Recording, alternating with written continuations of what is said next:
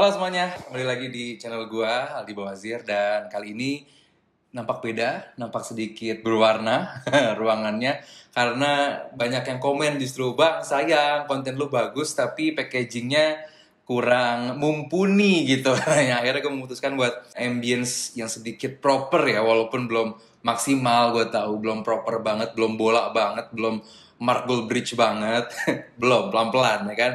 Paling nggak udah ada sedikit lebih baik aja gitu buat teman-teman, biar deliver dari konten yang gue buat nyampe ke kalian dan yang penting kalian nyaman nontonnya gitu ya. Gue bakal sisipkan beberapa quiz, beberapa gimmick, beberapa gamification, beberapa giveaway di dalam konten yang gue bikin. Jadi buat teman-teman nonton terus dari awal sampai akhir.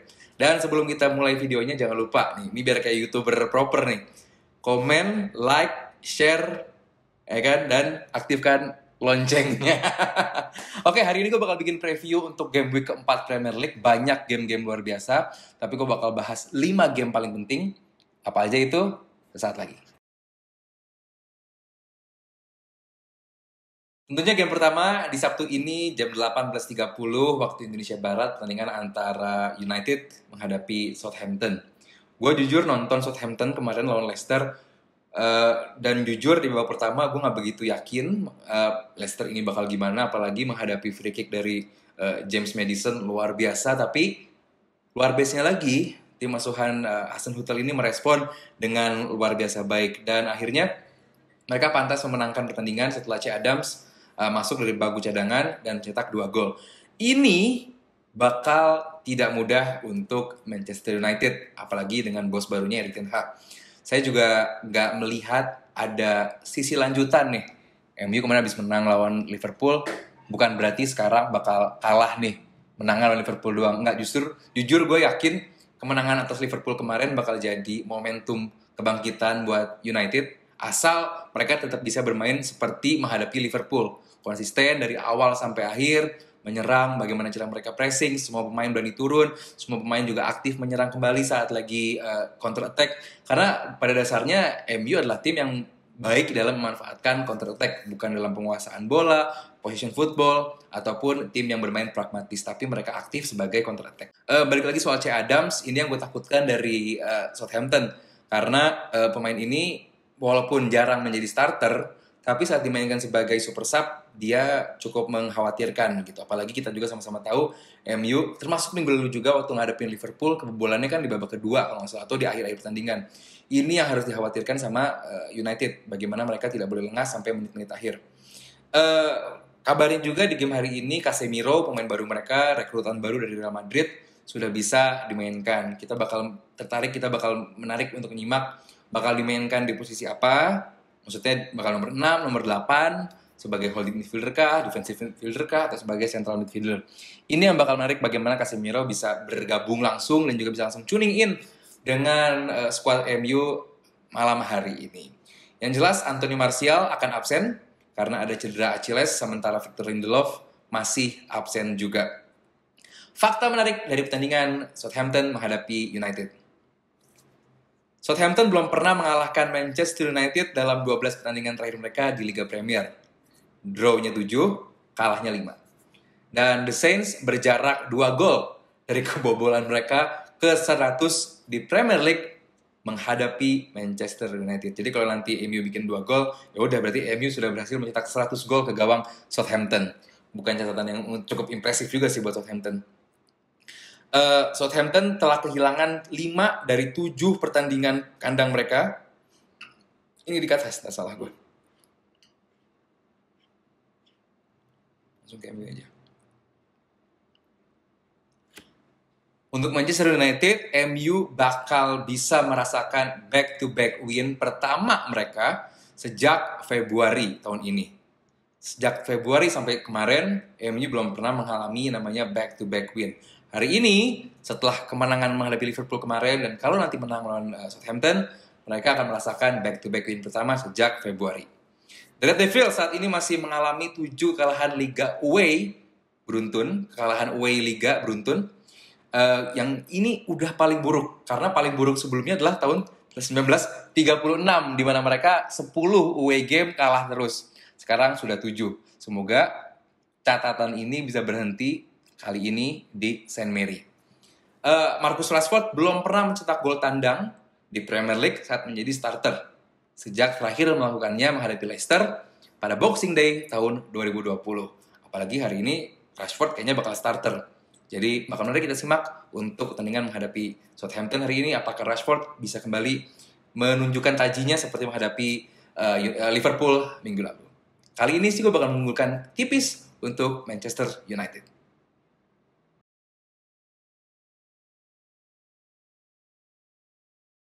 Game selanjutnya adalah Chelsea menghadapi Leicester. Tentu semua pandangan akan tertuju kepada Wesley Fofana, back Leicester yang sebentar lagi atau sudah dikabarkan bergabung dengan Chelsea, walaupun belum ada pendekatan resmi dari Chelsea sampai hari ini juga. Karena ya terakhir interview dengan Thomas Tuchel, katanya Thomas Tuchel belum mendapatkan konfirmasi resmi dari Leicester soal peminatan dari Chelsea terhadap back mereka, Wesley Fofana. Jadi bakal menarik juga nih Chelsea terhadap minat mereka kepada Wesley Fofana. Seperti yang dikabarkan sampai hari ini aja tuh belum ada konfirmasi apa-apa, masih berdasarkan rumor-rumor doang. Tentu Chelsea punya proyek besar terhadap Fofana, dan kita lihat Fofana bakal jadi starter atau enggak untuk The Foxes hari ini. Dan kalaupun menjadi starter bakal main, apakah Fofana tetap memiliki fokus yang luar biasa bagus atau tidak? Karena kita lihat menghadapi game sebelumnya Arsenal contohnya, back Leicester sedikit porak-poranda ya. Apa gue aja yang lebay? Tapi emang benar betul lawan Arsenal, Leicester dan termasuk Fofana walaupun sempat sekali mengancam lini depan, mengancam lini belakang dari Arsenal, tapi Fofana nggak yang menunjukkan performa yang luar biasa juga. Berkali-kali menghadapi Martinelli tidak menunjukkan performa seorang back yang luar biasa. Tapi kita nggak tahu di bawah Thomas Tuchel Fofana bakal menjadi back seperti apa. Yang jelas belum ada konfirmasi resmi dari Leicester baik Chelsea juga terkait dengan peminatan dari Fofana. Yang gue harap sih ya Chelsea bisa menunjukkan respon luar biasa dari kekalahan dari Leeds minggu lalu di Ellen Road. Dan gue juga nggak lihat bahwa Chelsea bakal sering-sering bakal perform seperti itu, karena Chelsea mainnya kalau ada kata yang lebih jelek daripada jelek ya itu. Karena lawan Leeds gue nggak ngerti, nggak ada urgensi bikin gol, link up atas pemain juga nggak nemu, lini tengah berantakan banget. Oke, lu bisa alasan bahwa banyak pemain cedera, tapi it's not like excuse buat klub sebesar Chelsea gitu, yang kadang-kadang bisa menjadi peringkat ketiga musim ini. Kalau based on performance sejauh ini, gue yakin Chelsea di bawah Arsenal di akhir musim. Tapi ya gue bilang lagi tadi, based on performance sejauh ini sampai game week ketiga. Dan masalah lagi dari Chelsea adalah kemampuan mereka mencetak gol. Gue nggak pengen lagi melihat Chelsea ini sebagai tim yang pragmatis memanfaatkan 1-2 gol, lalu bertahan, lalu mengharap hasil terbaik dari itu. Enggak. Chelsea harus bisa segera menemukan cara terbaik untuk memberikan konsistensi dari lini depan untuk bisa bersaing di musim ini. Apalagi Chelsea juga musim ini kan main di Liga Champions. Bakal banyak jadwal padat, bagaimana mereka harus bisa membagi peran dari pencetak gol mereka. Sejauh ini Sterling, pembelian baru mereka, gue belum melihat bahwa Sterling ini sebagai jawaban yang tepat ya. Oke, dia mendeliver assist segala macam, tapi gue belum melihat pemain yang bisa mendeliver gol dari nama sebesar Sterling. Kabar baiknya, jangan yang ngejelek-jelek terus dong ya. Yang baik-baik dong apa? Matej Kovacic, gelandang dari Chelsea ini sudah bisa dimainkan, walaupun katanya belum fit, tapi sudah tersedia. Gue nggak yakin Thomas Tuchel mau gambling untuk Kovacic. Tentu back tengah mereka juga Koulibaly kemarin kena kartu merah, dipastikan absen hari ini. Thomas Tuchel juga akan absen dari ruang dari touchline. N'Golo Kante tetap absen juga karena masih cedera hamstring setidaknya sampai 4 minggu ke depan. Manajer Leicester Brendan Rodgers telah mengkonfirmasi bahwa Chelsea target Wesley Fofana tidak akan terlibat. Ini update-nya baru aja dapat bahwa Fofana tidak akan turut serta hari ini. Jadi menarik nih, apakah Fofana sudah sedikit lagi menuju Chelsea atau memang diistirahatkan? Karena semuanya masih based on rumor.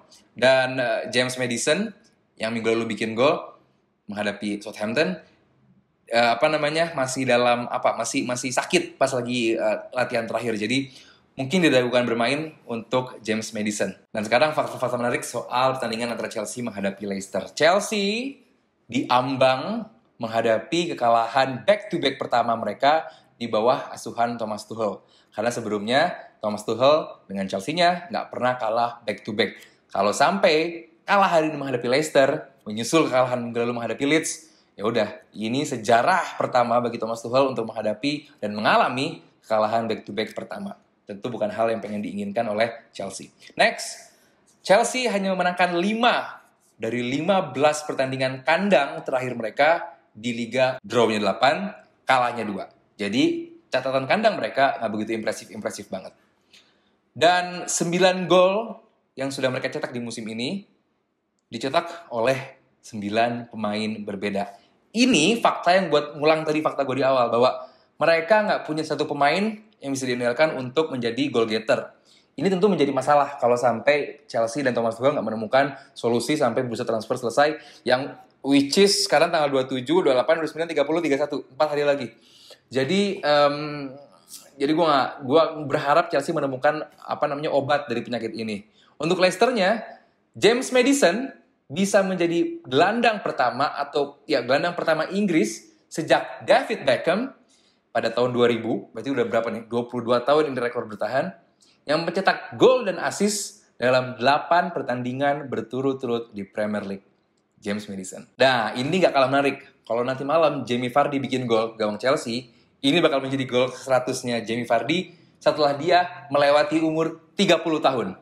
Jadi bisa dibayangkan kan, setelah dia ulang tahun yang ke-30, dia bikin gol 100. Nah ini, kalau sampai nanti malam Leicester bikin gol ke gawang Chelsea dan Vardy yang mencetaknya, ini akan menjadi gol ke-100 Jamie Vardy setelah dia berulang tahun yang ke-30. Bukan catatan yang mudah bagi pemain di atas umur 30 tahun. Next, Liverpool, Bournemouth. Tentu yang jelas faktanya, highlightnya, garis bawahnya, fokusnya, Liverpool butuh menang dan Liverpool butuh menang saat ini juga. Karena Liverpool, seperti yang berkali-kali gue bilang, mereka masuk ke Premier League ini, memulai Premier League ini, bukan targetnya untuk finish di 4 besar, untuk masuk zona Liga Champions seperti klub-klub kayak Arsenal. Mereka di Premier League tahun ini, fokusnya untuk menjadi kompetitor langsung dari City untuk menjuarai Premier League. Gitu. Dan mereka di 3 game awal, gue bilang jelek, enggak. Sangat-sangat jelek. Oke, lu punya alasan pemain lu cedera. Nggak cuma Liverpool yang pemainnya cedera. Lu punya alasan owner lu pelit. Nggak cuma Liverpool yang ownernya pelit. Jadi banyak alasan, tapi oke, lu bisa kalah menghadapi United dengan permainan sebagus itu. Tapi menghadapi Bournemouth dan menghadapi Fulham, lu nggak boleh main seburuk itu, cuy. Dan pertandingan hari ini menghadapi Bournemouth, lu nggak ada alasan apa-apa lagi. Lu harus menang. Oke, sekarang kondisinya gimana? Tim News, mereka masih bakal tanpa Diogo Jota, Thiago, Naby Keita, Chamberlain, Kelleher, Konate, Joel Matip. Oke sih emang banyak. Dan Curtis Jones. Ditambah, ini juga orang nyari masalah sih. Darwin Nunez, kartu merah. Dia bakal 3 kali game ban, dilarang main. Ini yang keduanya. Sementara dari tim newsnya Bournemouth, mereka masih hanya mantau Solanke, striker yang dulu sempat bermain di Liverpool. Dia bakal dipantau apakah sudah bisa fit untuk menghadapi mantan klubnya atau tidak. Emang sih Premier League masih panjang, santailah, masih game keberapa. Tapi untuk Liverpool udah nggak bisa nunda-nunda lagi, harus segera tune in, harus segera bisa narik gas, dan udah gasnya bukan gas sembarangan, tapi gaspol gitu. Mereka harus menang, harus diraih, walaupun kemenangannya kayak apapun juga nggak masalah. Yang penting Liverpool harus menang. Karena gue nggak bisa ngasih penjelasan apapun lagi soal Liverpool. Liverpool murni harus menang. Mereka mau main winning ugly juga nggak apa-apa. Nggak apa-apa. Fans Liverpool, kalaupun nanti lu lihat tim lu main jelek menghadapi Bournemouth hari ini, say nothing. They need to win and they must deliver it. How? It's just give a fuck about it.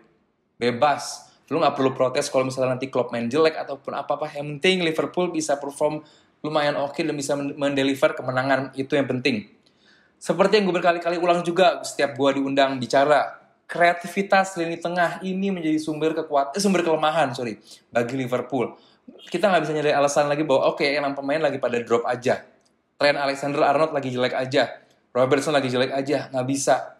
Aliran bola itu dari tengah, dari pemain-pemain ke Thiago. Saat Thiago nggak ada, ini yang terjadi gitu loh. Terbukti gitu yang gue omongin tuh, ini loh. Saat Thiago ada aja, Thiago ini dikunci, kayak waktu menghadapi Fulham di game awal, game pertama. Liverpool itu nggak bisa apa-apa, apalagi kondisinya kayak sekarang, di mana Thiagonya absen. Dan diharapkan juga Roberto Firmino menjadi seorang backup atau pilihan saat Nunez ini nggak bisa main. Tapi gue nggak melihat Firmino ini sebagai goal getter ya. Kalau fungsi dia sebagai feeder, ya kita nggak usah bahas lagi. Dia feedernya luar biasa bagi Salah dan pemain yang baru pergi aja, yaitu Mane. Nggak usah dibahas lagi kalau dia soal feeding bola ke depan. The best mungkin. Tapi kebutuhan Liverpool saat ini bukan feeding lagi, tapi deliver bola ke depan. Dan mencetak gol. Gue nggak melihat Firmino di arah itu gitu. Mungkin peran bikin gol praktis hanya di Salah dan juga Luis Diaz, di mana Luis Diaz minggu lalu juga terisolasi banget sama Diogo Dalot, back MU. Dan gue gak melihat Liverpool bakal stuck seperti permainan menghadapi United kemarin. Mereka harus bangkit dan mereka bakal nunjukin di game hari ini menghadapi Bournemouth. Jujur gue nonton Bournemouth menghadapi City minggu lalu, tapi gue jujur sebenarnya gue respect sama cara mereka bertahan ya. Nggak gampang pecah, defensive line-nya fokus, balik lagi kepada kualitas. Emang Bournemouth jauh kualitasnya di bawah City. Tapi cara mereka bertahan, gue lihat ini tim bisa bertahan dengan bagus gitu. Apakah mereka bisa memanfaatkan jomplangnya lini depan Liverpool atau tidak, itu pertandingan yang bakal kita tonton nanti malam. Jujur gue memprediksi Liverpool bakal menang besar, prediksi gue ya, karena gue yakin Liverpool bakal bangkit. Fakta-fakta menarik pertandingan antara Liverpool menghadapi Bournemouth. Liverpool hanya kalah 1 kali dari 33, ulangi ya, hanya kalah 1 kali dari 33 pertandingan Liga Premier terakhir mereka melawan tim yang baru promosi. Contohnya kali ini ya Bournemouth. Terakhir mereka kalahi juga menghadapi Fulham, yang pelatihnya adalah pelatih Bournemouth yang akan nanti malam mendampingi timnya, yaitu Scott Parker. Jadi terakhir kali Liverpool kalah sama tim baru promosi, pelatihnya ya pelatih yang bakal disamperin nanti malam. Jadi bukan pertandingan-pertandingan yang mudah juga. Kalah sekali dari 33 pertandingan. Impresif tapi dramatis, ya kan? Itu pun terjadinya pada Maret 2021. Dan sejak 2012, Liverpool selalu berhasil menang pada salah satu 4 pertandingan pembuka. Paham nggak? Jadi ini kan sekarang bakal game keempat nih. Di game keempat ini Liverpool tuh ada 1 menangnya, gitu loh. Dan kalau nanti sampai Liverpool nggak menang, seri atau kalah, ini bakal jadi sejarah di mana dari 4 pertandingan pembuka Liverpool nggak ada catatan kemenangan. Menarik. Dan The Reds dapat kehilangan pertandingan papan atas mereka, kekalahan pertama mereka di top flight, yang beruntun atau back to back sejak Maret 2021. Jadi sebelumnya Liverpool nggak pernah kalah back to back. Ini bakal menjadi potensi kekalahan back to back mereka pertama sejak tahun lalu. Dan penyerang mereka Mo Salah juga hanya butuh 1 gol untuk mengungguli Steven Gerrard sebagai top scorer sepanjang masa mereka di Premier League. Saat ini Gerrard dan juga Salah sama-sama mencetak 120 gol. Salah hanya butuh 1 gol untuk mencetak 121 gol. Walaupun dengan Robbie Fowler masih jauh banget. Tapi kan beda, di Gerrard lebih hebat dong. Dia bukan striker, dia midfield. Ya, kebutuhan tim, cara permainan, urgensi setiap tim beda-beda. Tapi intinya Salah hanya butuh 1 gol untuk mencetak golnya ke 121 di Premier League. Roberto Firmino, pemain yang gue ragukan tadi, gagal mencetak gol dalam 20 pertandingan terakhir Premier League di Anfield. Bukan goal getter yang bagus. 20 game kandang di Anfield dengan dukungan You Never Walk Alone, dia gagal mencetak 20 game kandang terakhir. So, Liverpool, Firmino, and other lads need to wake up, need to step up. When? Tonight. Bournemouth, nggak banyak catatan impresifnya, cuma 1. Scott Parker bisa menjadi manajer kedua yang memenangkan pertandingan Liga Premier di Anfield dengan 2 tim promosi. Terakhir, Kevin Keegan pakai City waktu awal promosi dan juga Newcastle saat baru promosi. Terakhir, mereka Scott Parker mengalahkan Liverpool dengan Fulham, dan nanti malam Scott Parker berpotensi menjadi manajer tersebut dengan klub Bournemouth. Nah teman-teman, sebelum ke game selanjutnya, gue punya 200.000 buat kalian, buat yang bisa nebak siapa sih 11 best performer dari pertandingan di game week keempat Premier League minggu ini. Jadi kalian cukup pilih 11 pemain dari back, tengah, depan, ya kiper juga tentunya ya, yang menjadi best performer. Kalau kalian bisa nyamain nama gue 6 aja, kalian berpulang untuk mendapatkan ShopeePay dari gue. Dan kalau makin banyak yang sama, ya makin banyak juga yang kesempatan kalian untuk dapat. Caranya kalian jawab di kolom komentar di feed yang udah gue bakal siapin nanti hari Senin jam 00 waktu Indonesia Barat. Dan semakin besar kalian sama dengan gue, semakin besar juga kesempatan kalian untuk menang. Good luck guys! Next, Manchester City menghadapi Crystal Palace. Crystal Palace berhasil mengalahkan City di Etihad di beberapa musim terakhir. Intinya, mereka tahu cara mengalahkan City di kandangnya, di benteng di mana tempat mereka hampir tidak mungkin dikalahkan sang juara bertahan ini. Dan ada lucu-lucuan aja sih bahwa di mana Patrick Vieira pernah bermain dan juga pernah melatih di City. Dan Palace menurut gue pribadi adalah tim dengan serangan balik paling berbahaya di Premier League sejauh ini. Tapi yang lo bakal hadapin adalah Manchester City. Tapi minggu lalu mereka kebobolan 3 lawan Newcastle. Intinya adalah City sekarang sudah bisa diekspos, sudah bisa dimanfaatkan lemahnya, dan beberapa klub sudah mempelajari bahwa di mana titik lemah Manchester City. Artinya Palace bisa memanfaatkan itu. Bakal menarik juga apakah Palace bisa menjiplak gaya permainan dari Newcastle, di mana Newcastle punya pemain cepat seperti San Maximin.